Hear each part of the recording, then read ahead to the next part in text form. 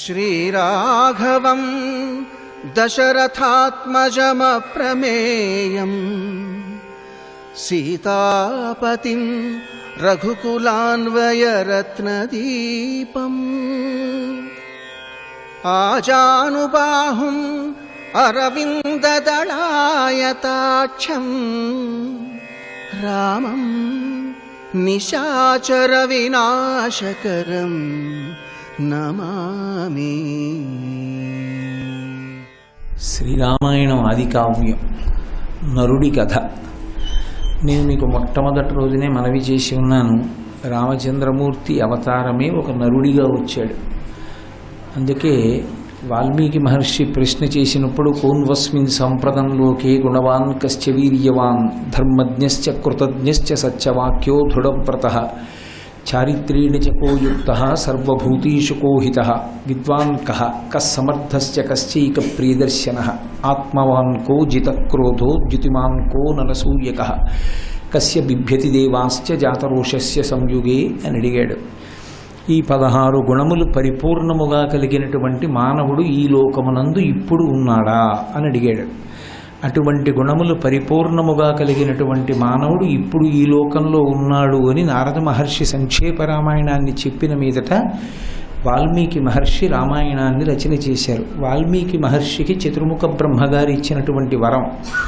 ఆయన ఎప్పుడు శ్రీరామాయణాన్ని రచన చెయ్యాలని కూర్చున్నా ఆయన ఆచమనం చేసి ఘంటం చేత్తో పట్టుకోగానే రామాయణ కథలో ఉన్నటువంటి వ్యక్తుల యొక్క నడవడి తెలియడం కాదు, వాళ్ళ మనస్సులలో ఏమనుకున్నారన్నది కూడా వాల్మీకి మహర్షికి అవగతమయ్యేది.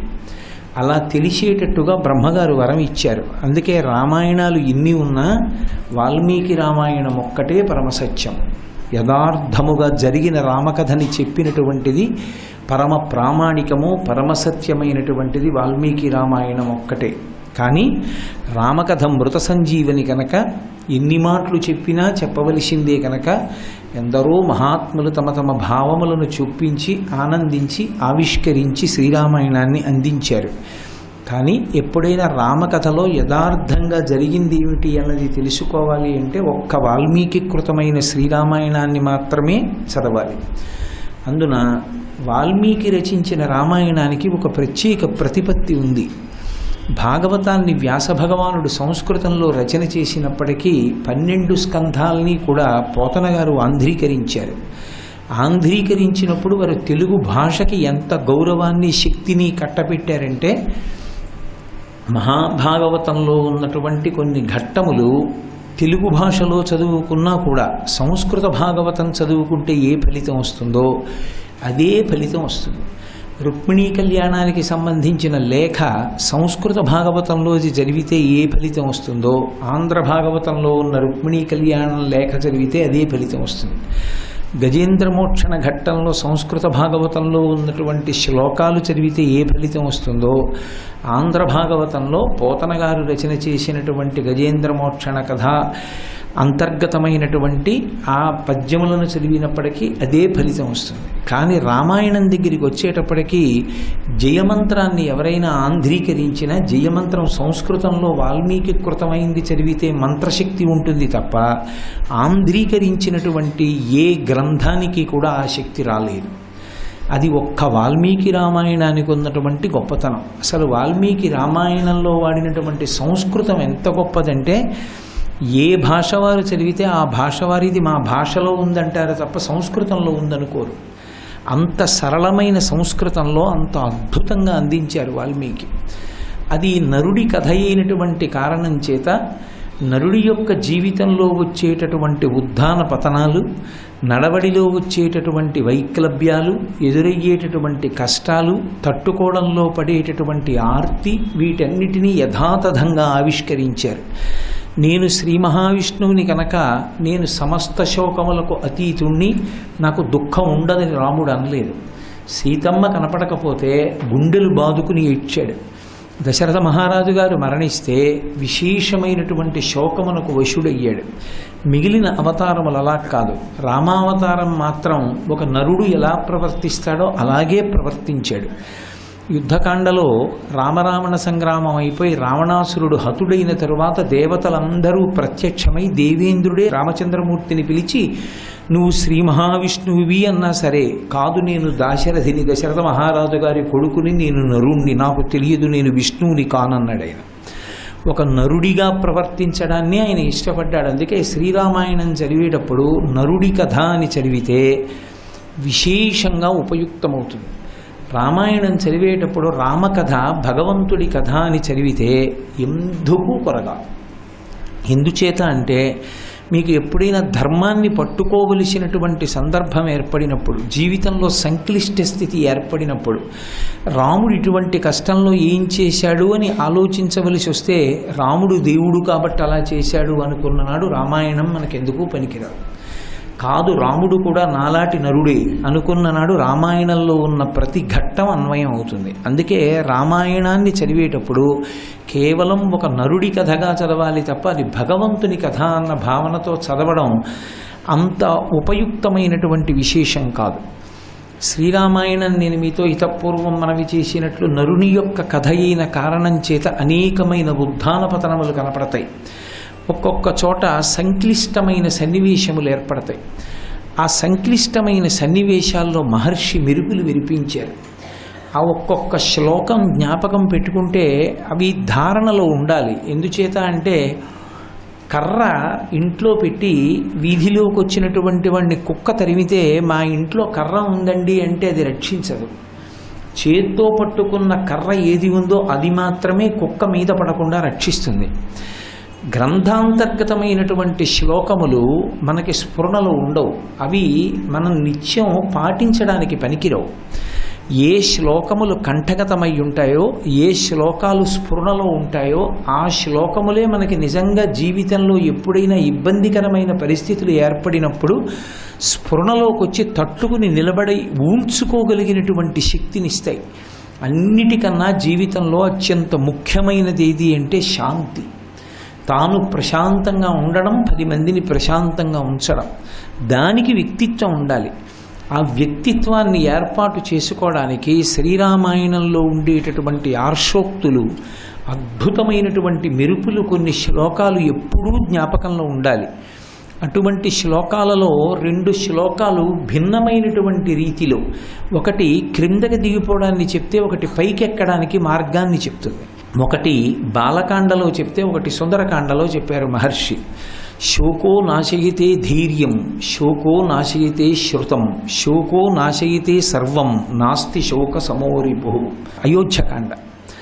వేరొకటి సుందరకాండలో చెప్పారు. సుందరకాండలో చెప్పినప్పుడు అనిర్వేద శ్రియో మూలం అనిర్వేద పరం సుఖం, అనిర్వేదో హి సతతం సర్వార్థేషు ప్రవర్తక, కరోతి సఫలం జన్మో కర్మయత్తత్కరోతి సహ, తస్మాత్ అనిర్వేద కృతం యత్నం చేష్టేహిముత్తమం అంటారు. ఈ 2 శ్లోకాలు ఎప్పుడూ జ్ఞాపకంలో ఉండాలి. రామచంద్రమూర్తి తండ్రిని సత్యమునందు నిలబెట్టడం కోసమని తమ్ముడైన లక్ష్మణస్వామితో, భార్య సీతమ్మతో కలిసి 14 సంవత్సరములు అరణ్యవాసం చేయడానికి అయోధ్యానగరాన్ని విడిచిపెట్టి వెళ్ళిపోయారు. వెళ్ళిపోయిన తరువాత సుమంత్రుడు వెళ్ళాడు రథానికి సారథ్యం వహిస్తూ.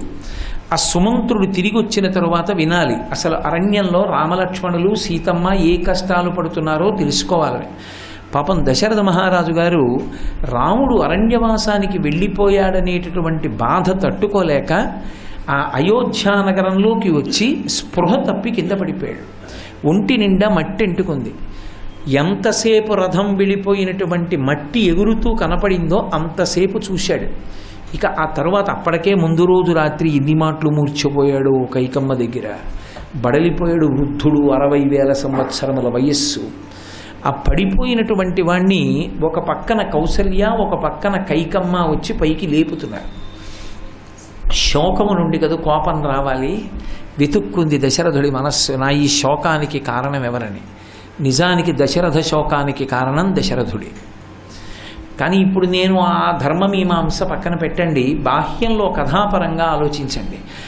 దశరథుడి శోకానికి కారణం కైకమ్మ దశరథుడి దృష్టిలో. ఎందుకని? రాముడికి పట్టాభిషేకం చేద్దామనుకున్నాడు. కానీ అకస్మాత్తుగా ఒక రాత్రి భూమి మీద పడుకుంది కోపగృహంలో. ఆ రోజుల్లో అలా ఉండేవి. ఆవిడ కోపంగా ఉంది అని ప్రత్యేకంగా తెలుసుకోక్కర్లేదు. కోపం వస్తే కోపం వచ్చిందని తెలియడానికి ఒక గదిలో ఉండేవారు. దాని పేరు కోపగృహం. కోపం వస్తే ఆ గదిలో ఉండేవారు. అంటే కోపగృహంలో ఉంది అంటే బొళ్ళు దగ్గర పెట్టుకుని వెళ్ళాలి భర్త లోపలికి అని గుర్తు. అని పాపం దశరథుడు మానసికంగా సిద్ధపడి లోపలికి వెళ్ళాడు. ఆమె చాలా వాదించింది. 2 వరాలు ఇచ్చావు, నాకు వరాలు ఇమ్మంది. నవపంచ వర్షాణి దండకారణ్యమాశ్రిత చీరాజన జటాధారీ రామో భవతు తాపస అభిషేక సమారంభో రాఘవస్యోపకల్ప్యతాం అనేనైవాభిషేకేన భరతో మిభిషిచ్యతాం అంది. 14 సంవత్సరములు రాముడు అరణ్యవాసం చెయ్యాలి. నారచీరలు కట్టుకుని జటాజూటం పెట్టుకుని కాళ్ళకి చెప్పులు కూడా లేకుండా వెళ్ళాలి. ఇదే ముహూర్తానికి నా కుమారుడైన భరతుడికి పట్టాభిషేకం జరగాలి. ఈ 2 వరాలు విన్నాడు. కూర్చున్న ఆసనం మించి కింద పడిపోయాడు, మూర్ఛపడిపోయాడు. ఎన్ని మాటలు తెలివి తప్పిపోయాడో, ఎన్ని మాటలు అసలు కైకమ్మ పాదాల మీద తలపెట్టి ఏడ్చాడు. నన్ను మన్నించు, ఈ వరాలు ఉపసంహారం చేయమని. ఆవిడ వినలేదు. అందుకే చెప్పుకున్నాడు, నన్ను కైకేయి సత్యవాక్యము అనేటటువంటి దాని చేత బంధించింది రామా అన్నాడు. మరునాడు రామచంద్రమూర్తి దశరథుణ్ణి సత్యమునందు నిలబెట్టడానికి వెళ్ళిపోయాడు. ఇప్పుడు ఆయనకి తనకి ఇంత శోకం కలగడానికి కారణం కైకమ్మే. లేకపోతే రాముడికి పట్టాభిషేకం జరిగేది. రాముడు రాజ్య పరిపాలన చేస్తుంటే తాను చూస్తూ పరమ సంతోషంగా కాలం గడిపేవాడు. ఇంతటి ఆనందం పోవడానికి కారణం కైకమ్మే. ఇప్పుడు ఎక్కడ కోపం వచ్చిందో అక్కడ నోటి వెంట అనరాని మాట ఒకటి వచ్చేస్తుంటుంది. శోకము నుండి కోపం వస్తుంది, కోపంలోంచి పాపం వస్తుంది. అందుకే ఆయన అన్నాడు, ధూర్తురాలవు, నీకు అర్థము తప్ప కామము తప్ప ధర్మం అక్కర్లేదు. అందుకే భర్తనైనటువంటి నన్ను కాదని, నా మనస్సు కాదని వరాలు కోరుకున్నావు. విధవారాజ్యము చెయ్యుదువుగాక. నువ్వు చేసేటటువంటి రాజ్యం విధవరాజ్యం అవుతుంది. ఎందుకంటే నేను ఉండను, నేను మరణిస్తాను, కొడుకుని వదిలి ఉండలేక. 2, ఇక నువ్వు నన్ను ముట్టవద్దు. నీవు కానీ, నీ మీద ఆధారపడిన సేవకులు కానీ, నీ బంధువులు కానీ నాకెవరూ ఏమీ కారు. ఇక్కడ కానీ పైలోకములలో కానీ నిన్ను నేను పరిత్యజిస్తున్నానన్నాడు. ఈ మాటలని, ఒకవేళ రాజ్యం నువ్వు వరాలడగడం వల్ల వచ్చింది అని నీ కుమారుడైన భరతుడు సంతోషిస్తే ఆ భరతుడికి నాకు ప్రేతకార్యము చేసే అధికారము లేకుండుగాక.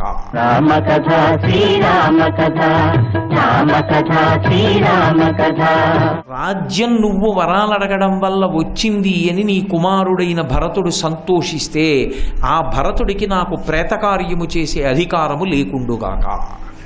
అంటే రాముడి మీద ఉన్న ప్రేమ ఎంత శోకానికి తీసుకెళ్ళిందో, ఆ శోకం ఎంత కోపానికి తీసుకెళ్ళిందో చూడండి. ముందు రోజు రాత్రి వరకు బహుశः రాముడి తర్వాత అంత ప్రేమ దశరథుడికి కైకయ్యింది. అంత ప్రేమ ఉన్న కైకమ్మ మరునాటి మధ్యాహ్నానికి అంతటి శత్రువుగా మారింది. మనసు నాటకం అలా ఉంటుంది. ఇప్పుడు కైకమ్మని నింద చేసి నన్ను ముట్టుకోవద్దన్నాడు. కౌసల్యాదేవి ఒక్కతే ఏం తీసుకెడుతుంది? అక్కడున్న సేవకులందరూ వచ్చి ఎత్తారు. నన్ను కౌసల్యా మందిరంలో దిగబెట్టండి అంటూ ఒక మాట అన్నాడు. కౌసల్యా మందిరంలో నాకు శాంతి లభిస్తుంది అన్నాడు. శాంతి అంటే ఈ శోకమును పోగొట్టగలిగినటువంటి మాటలు వినపడతాయి. ఎందుకని? ఆమె ప్రేమైకమూర్తి. ఆమె నన్ను మన్నిస్తుంది. అయ్యో మీరు ఇంత బాధపడుతున్నారా అని నన్ను ఊరడిస్తుంది. ఎందుకని? ఆయన ఉద్దేశ్యం ఏమిటి? తన కొడుకు దూరమైపోయి తానెలా బాధపడుతున్నాడో ఆ కొడుకుని కన్న తల్లి కూడా అలాగే బాధపడుతోంది. ఇద్దరి బాధ సమానం. అయ్యో మన కొడుకు అని ఆ కొడుకు వెళ్ళిపోయాడు, భర్త ఇంత బాధపడుతున్నాడని ఓదారుస్తుంది అనుకున్నాడు. అనుకుని మందిరానికి చేరాడు. సరే, సుమంత్రుడు వచ్చి వెళ్ళిపోయిన తర్వాత కౌసల్యాదేవితో బాధ పంచుకునే ప్రయత్నం చేశాడు. రాముడు వెళ్ళిపోయాడని కౌసల్య కొన్ని మాటలు చెప్పింది. నీ గురించి లోకంలో మాట్లాడేటప్పుడు కీర్తివంతుడవని, ధర్మాత్ముడవని, దయామయుడవని చెప్తుంటారు. కానీ ఈ 3 పరమ అబద్ధాలన్న విషయం నాకు ఒక్కదానికే తెలుసు. నువ్వు దయామయుడవు కావు, నువ్వు ధర్మాత్ముడవు కావు, నువ్వు ప్రజారంజకుడవు కావు. నీకు కావలసింది కైకమ్మ ఒక్కతే. నీ మనసు ఎంత కఠినమైనదంటే నువ్వు కైకమ్మ కోసం, భరతుడి కోసం ఎంతటి క్రూరమైన నిర్ణయాలైనా చేస్తావు. ఏ తప్పు చేశాడని నా కొడుకుని అరణ్యవాసానికి పంపావు? ఏ తప్పు చేశాడని రాజ్యభ్రష్టుణ్ణి చేసి 14 సంవత్సరముల అరణ్యవాసం చేయమన్నావు, అది తలుచుకునే ఏడిచాడు పాపం అసలు దశరథుడు. చెప్పులు లేకుండా నా కొడుకు జటాజూటం కట్టుకుని నారచీరలతో వెడుతున్నాడు.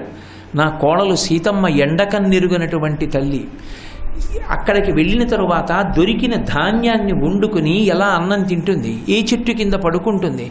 రాతినో కొమ్మనో దొరికిన దాన్ని తలగడగా పెట్టుకుని రాముడు పడుకుని లేచి నడుస్తుంటే ఒళ్ళంతా దుమ్ము పట్టి పెద్ద పులులు సింహాలు అరుస్తుంటే భయపడి కౌగిలించుకున్నటువంటి సీతమ్మని ఓదారుస్తూ ఎన్ని కష్టాలు పడుతున్నాడో. ఎవరికైనా ఆడదానికి ఈ లోకంలో 4 దిక్కులున్నాయి. 4 దిక్కులంటే నలుగురే ఆమెకి శరణ్యం. అందరికన్నా మొట్టమొదట ఆడదాన్ని రక్షించవలసిన వాడెవరు అంటే భర్త. ఆమె ఒక్కడే ఆమెకి రక్షకుడు. ఆ భర్తయే భార్యని ద్రోహం చేస్తే అంతకన్నా దారుణమైన విషయం ఇక లోకంలో ఇంకొకటి లేదు. నువ్వు నాకు దారుణాతి దారుణమైనటువంటి ద్రోహం చేశావు. నీ వంటి వ్యక్తికి భార్య అనవడం నా కర్మ. సుగుణాభిరాముడైనటువంటి రామచంద్రమూర్తిని అరణ్యవాసానికి పంపావు. ఇంతటి కఠినాత్ముడవు. నీ వలన నేను కాదు, కోసల రాజ్యంలో ఉన్నటువంటి ప్రజలు, మంత్రులు, సేనానులు, భార్యలు, అంతఃపుర పరివారము ఇంతమంది బాధపడుతున్నారు. నీకు అక్కర్లేదు. నీ మనసు సంతోషమేగా. కైకమ్మ సంతోషంగా ఉంది, భరతుడు సంతోషంగా ఉన్నాడు. నీకు కావలసింది ఆ ఇద్దరి సంతోషమే. పైకి నువ్వు ప్రజారంజకుడవు. నీ వంచనా స్వభావం నాకు తెలిసింది. అప్పటికే కుమిలి కుమిలి కుమిలి కుమిలి ఏడుస్తున్న దశరథుడు ఏడవడానికి కళ్ళుల నీళ్లు లేక తెల్లబోయేలా ఉండిపోయాడు కౌసల్య వంక చూస్తూ. ఉండిపోయి ఆ కూర్చున్న ఆసనం నుంచి లేచి 2 చేతులు పైకెత్తి జోడించి నమస్కరించాడు. నమస్కరించి ఆవిడ దగ్గరికి వెళ్ళి వేపమానాంతాంజలిం కృత్వా అంటారు మహర్షి. 2 చేతులతో నమస్కారం చేస్తూ కౌసల్య దగ్గరికి వెళ్ళి, కౌసల్య నీ పాదముల మీద నా తల పెట్టి పడిపోతాను, అంతంత మాటలు అనకు. నీకు తెలుసు దేవి దైవతం ప్రత్యక్షం. భర్త ఎవరో కాదు, ప్రత్యక్షంగా కన్నుల ముందున్నటువంటి దైవం. అన్ని చోట్ల అశాంతి పొంది శాంతి కోసం నీ దగ్గరికి వచ్చాను. నువ్వు ఇన్ని మాటలు అన్నావు, నా జీవితంలో శాంతి అన్న మాట కరువైపోయింది. అందుకని పెద్దరికం చిన్నరికం తెలుసున్న దానివి, ధర్మం ఎరిగిన దానివి, భర్తని ఇలాంటి మాటలు అనకూడదు అని తెలుసున్న దానివి, అయినా కూడా నేను ధర్మంతో మాట్లాడానో, సత్యానికి కట్టుబడ్డానో, రాముడి మీద ప్రేమ లేక అరణ్యవాసానికి పంపించేశానో, కుట్ర చేశానో నీకు తెలుసు.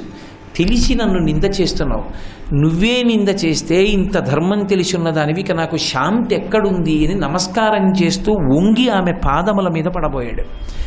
కౌసల్య 2 చేతులు పట్టుకుని ఆయన్ని పైకెత్తి వెంటనే నన్ను చంపేశావు మహారాజా. ఏనాడైతే ధర్మమునకు సత్యమునకు కట్టుబడినటువంటి భర్త, పరమ కీర్తివంతుడైనటువంటి వాడు, ఆయన తప్పు చెయ్యలేదు అని తెలిసి కూడా శోకంతో అనరాని మాటలు అనేశాను, ఆనాడు నువ్వు నాకు నచ్చ చెప్పడానికి ఇలా నమస్కారం చేశావు. ధర్మాత్ముడైన భర్త ధర్మమునందు నిలబడడానికి భార్యని అనునయించవలసినటువంటి రోజు ఏ రోజున వస్తుందో ఆ రోజున ఆ భార్య చనిపోయినట్టే. కాబట్టి నేను చనిపోయాను. నీ చేత అనునయింప చేసుకున్న నా బ్రతుకు కాదు. నేను నేల మీద పడి నీ పాదముల మీద శిరసుంచి నమస్కరిస్తున్నాను.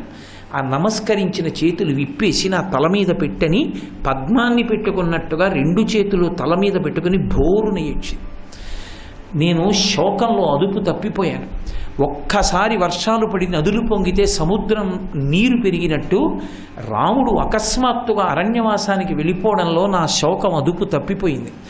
అదుపు తప్పిపోయిన శ్లోకంలో ధర్మానికి కట్టుబడి ఇంత బాధపడుతున్నారు అని తెలిసి కూడా, మిమ్మల్ని నింద చెయ్యకూడదని తెలిసి కూడా నింద చేశాను అంటూ ఈ శ్లోకం చెప్పింది.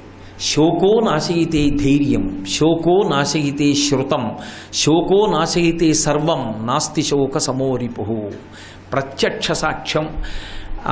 మహారాజా, శోకానికి వశురాలనైపోయాను, కొడుకు వెళ్ళిపోయాడని. ఆ వశురాలనైపోయినటువంటి కారణం చేత ఏ మాట మాట్లాడాలో ఏ మాట మాట్లాడకూడదో తెలుసుకోలేకపోయాను. ఎంత పెద్ద తప్పో చేసేశాను. భర్త చేత అనునయింపబడ్డాను, ధర్మానికి కట్టుబడిన భర్త చేత. కాబట్టి నన్ను క్షమించవలసింది అంది. శోకానికి లొంగిపోతే, శోకమునకు బాగా లొంగినటువంటి వాడు ఎన్నిటిని మరిచిపోతాడో కౌసల్యకి తెలియదా? మీరు శ్రీరామాయణం చదివితే కౌసల్యా మందిరంలో ఎప్పుడూ పూజలు జరుగుతుంటాయి. ఆవిడ ఎప్పుడూ ఉపవాసాలు చేస్తూ ఉంటుంది. ఆవిడ ఎప్పుడూ యజ్ఞయాగాది క్రతువులను నిర్వహిస్తూనే ఉంటుంది. ఎంతమంది బ్రాహ్మణులకు నిత్యం దానం చేస్తూనే ఉంటుంది. అటువంటి తల్లి అన్ని శాస్త్రములను ఎరుగున్నది, అన్ని పుణ్యకర్మలు చేసేది, భర్త పట్ల అంత మర్యాద కలిగినది. అటువంటి కులకాంత అన్ని మాటలు భర్తని అంది అంటే ఆమె శోకమే కారణము. ఆమె తెలిసి అనలేదు, శోకమునకు వశురాలైపోయింది. శోకమునకు ఒక్కసారి వశమైపోతే ఎన్ని అనకూడని మాటలు నోటి వెంట వచ్చేశాయో. అందుకే మనిషి శోకమునకు వశుడైతే ఇన్ని బాధలు పడతాడు. కాబట్టి శోకమునకు వశపడకుండుగాక. శ్రీరామాయణం కేవలముగా ఏదో కాల్పనిక కథ అని అనుకోకూడదు, యథార్థముగా జరిగిన కథ. అందుకే శ్రీరామాయణానికి ఫలశ్రుతి చెప్తూ ఒక మాట అంటారు, ఇందులో ఒక అక్షరము కూడా కల్పితము కాదు. రామాయణము యథార్థంగా ఎలా జరిగిందో అలాగే రచింపబడినది అని.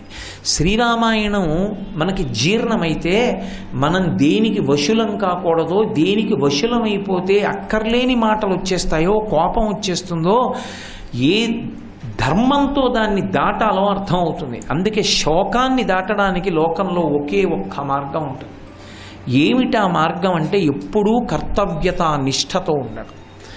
నీ కర్తవ్యాన్ని నువ్వు చేసుకుంటూ వెళ్ళడం అన్నది అలవాటైతే శోకం అనేటటువంటిది అంటుకునే అవకాశం ఉండదు.